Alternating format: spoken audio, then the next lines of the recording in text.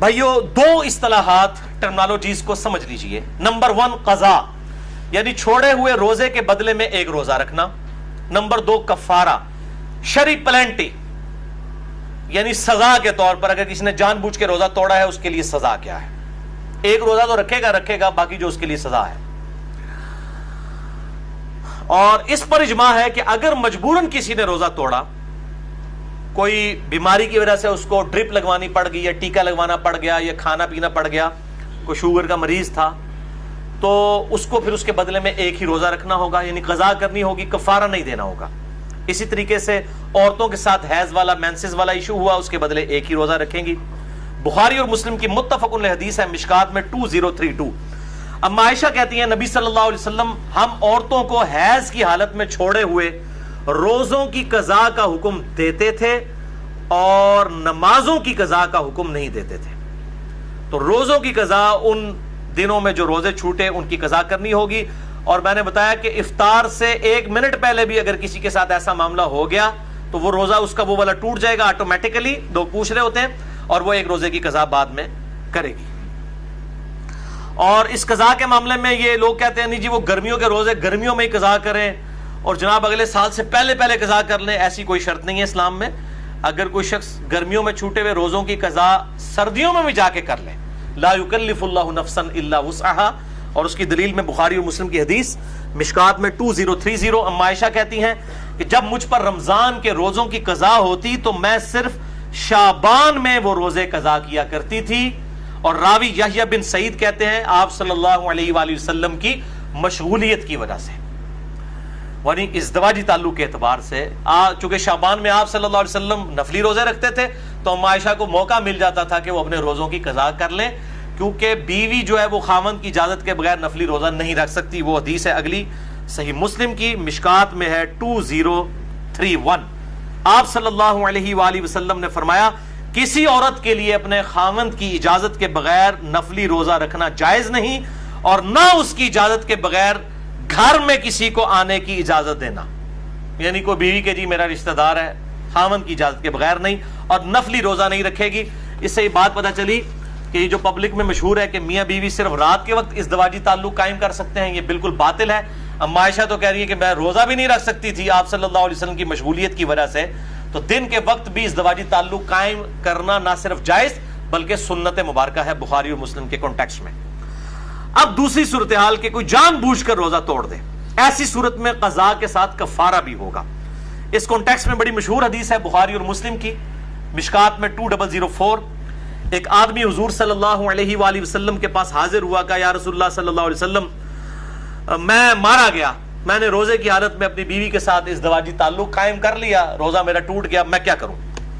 آپ نے فرمایا کہ کیا تیرے پاس کوئی غلام ہے کہ اسے آزاد کرے؟ یہ پہلا آپشن ہے, اور ترتیب بھی یہی ہوگی, یہ آپشنل نہیں ہے 3 میں سے 1 بلکہ یہی ترتیب ہوگی. میں نے کہا یا رسول اللہ نہیں ہے.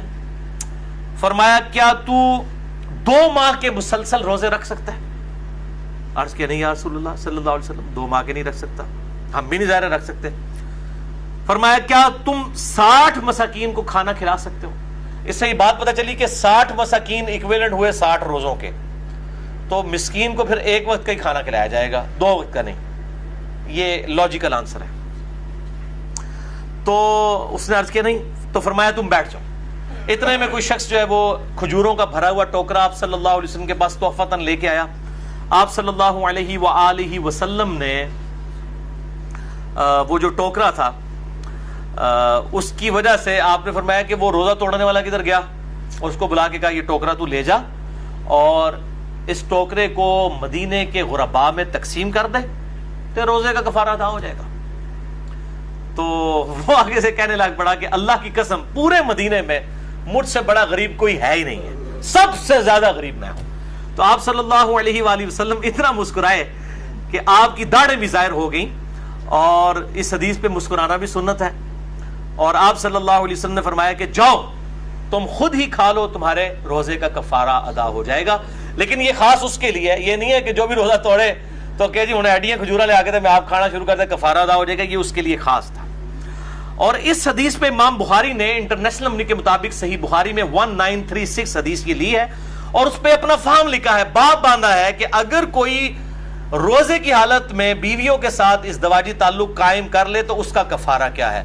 اس کو امام بخاری نے عام حکم نہیں لیا کہ کوئی بھی کھا پی کے بھی روزہ توڑ لے تو اس کا کفارہ بھی یہ ہے. کھا پی کے روزہ توڑنے کا کفارہ یہ نہیں ہے، یہ ازدواجی تعلق والا معاملہ ہے، اور ظاہر ہے وہ بہت ایک ایکسٹریم چیز ہے کھانے پینے کے مقابلے کے اعتبار سے، لہذا اس کے لیول کی سزا تو اس میں نہیں دی جا سکتی. لہذا اسی طریقے سے جو ہینڈ پریکٹس والا ایشو ہے اس پہ بھی سزا نہیں اپلائی کی جا سکتی، وہ بہت ایکسٹریم معاملہ ہے جو ازدواجی تعلق کا ہے، اور اسی پہ ہی اجماع ہے کہ وہ پھر 60 روزوں والا معاملہ یہ 60 مساکین والا کرے گا. عموماً لوگ 60 مساکین والا ہی کرتے ہیں، اور یہ 60 مساکین والا دونوں کی طرف سے ہوگا، مرد کی طرف سے بھی عورت کی طرف سے بھی. یہ بات اتنے بولے ہیں یہ بھی پوچھ رہے ہوتے ہیں کہ جی ایک کی کھلا دیں گے، دو نہ توڑیا بھائی، ایک تو نہیں ٹوٹیا، دو نہ ٹوٹیا. یہ 60 اور 60 120 بنیں گے، اور وہ اپنے اپنے حصے کے دیں. اگر کوئی وہ اس اعتبار سے خیرات کرنا چاہتا ہے تو وہ ضرور کرے. باقی اگر کسی نے اس حدیث کے اعتبار سے کوئی رزلٹ نکالا ہے اجتہاداً کہ آپ صلی اللہ علیہ وسلم نے اس کو یہ فرمایا، تو اس میں بعض اوقات چیزیں امپلائیڈ ہوتی ہیں کسی معاملے میں کہ جس نے روزہ توڑنے کا مسئلہ پوچھا ہے تو وہ اس طریقے سے. جو ملی بھگت سے معاملہ ہوا ہے اس میں تو ظاہر دونوں کو رکھنے چاہیے. اگر کسی نے زبردستی والا معاملہ کیا ہے تو پھر صرف مرد کو رکھنا چاہیے. اور بہرحال اس حوالے سے اجتہاداً کوئی بھی ایشو اڈاپٹ کیا جا سکتا ہے. اب رہا کھا پی کے روزہ توڑنا، تو اس کے بارے میں ایک ضعیف روایت ملتی ہے، اور اس کو سپورٹیو ایک تابعی کا صحیح قول بھی ہے. پہلے ضعیف روایت سن لیں. یہ روایت جو ہے وہ مقطوع ہے، مرسل ہے، چھوٹا ہوا واسطہ ہے اس کا. المصنف ابن ابی شیبہ میں انٹرنیشنل نمبر کے مطابق 9774.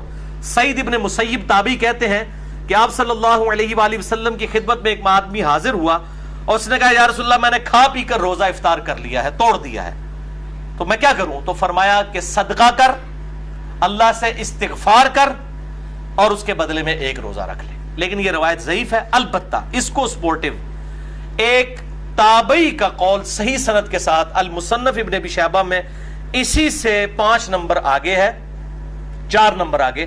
المصنف ابن ابی شیبہ میں 9778. سعید ابن جبیر تابعی رحمہ اللہ تعالی سے پوچھا گیا کہ جو رمضان کا روزہ جان بوجھ کر کھا پی کر توڑ لے تو کیا کرے؟ تو انہوں نے کہا کہ وہ توبہ اور استغفار کرے اور اس کے بدلے میں ایک روزہ رکھ لے. تو کھا پی کے معاملہ الگ ہے. البتہ احناف کا یہ موقف ہے، حنفیوں کا، کہ خواہ کھا پی کے توڑا جائے یا ازدواجی تعلق سے، دونوں 60 روزوں والا اور 60 مساکین اور غلام والا ایشو ہے. البتہ محدثین کی اکثریت کا یہی موقف ہے کہ کھا پی کے معاملہ الگ ہے، اور وہ بھی جو ہے وہ استغفار بھی اسی صورت میں ہے اگر کسی نے جان بوجھ کے کیا، اور اگر کسی نے مجبوراً بیماری کی وجہ سے کیا تو صرف ایک روزے کی قضا کر لے، اور اگر اس پر قادر نہیں ہے تو ایک جو ہے مسکین کو ایک وقت کا کھانا کھلا دے فدیے کے طور پہ. انشاءاللہ اگلی دفعہ 5 پوائنٹس ڈسکس کروں گا. اللہ تعالیٰ سے دعا ہے جو حق بات میں نے کہی اللہ تعالیٰ ہمارے دلوں میں راسخ فرمائے. اگر جس بات میں میرے منہ سے کوئی غلط بات نکل گئی تو اللہ تعالیٰ ہمارے دلوں سے محو کر دے. ہمیں کتاب و سنت کی تعلیمات پر عمل کر کے دوسرے بھائیوں تک پہنچانے کی توفیق عطا فرمائے.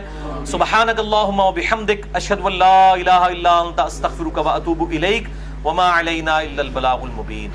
جزاکم اللہ.